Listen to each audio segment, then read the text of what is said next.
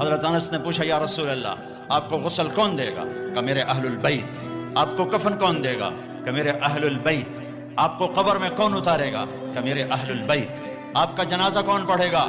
تو آپ کی آنکھوں میں آنسو آ گئے۔ آپ نے فرمایا جب مجھے غسل دے دو، کفن پہنا دو، تو سب باہر چلے جانا، سب سے پہلے میرا اللہ اپنی رحمتیں مجھ پہ نازل فرمائے گا، اس کے بعد جبر و میکائیل آ کر میرے لیے دعا کریں گے، پھر ساتوں آسمان کے فرشتے آئیں گے، وہ میرے لیے دعا کریں گے۔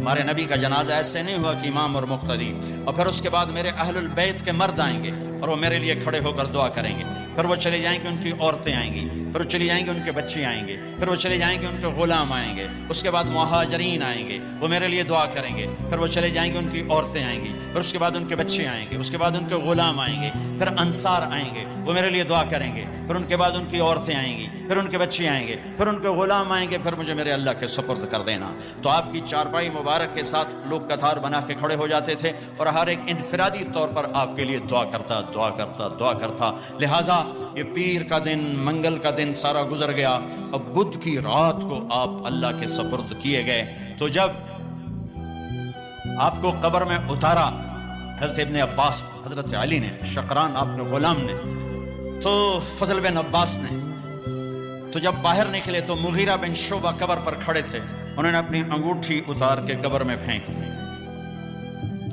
حضرت علی سے کہنے لگے علی میری انگوٹھی گر گئی ہے، نکال لو انگوٹھی، نکال لو۔ انہوں نے کہا ہاں ابھی تو قبر بند نہیں کی، نکال لو، انگوٹھی تو خود گرائی تھی۔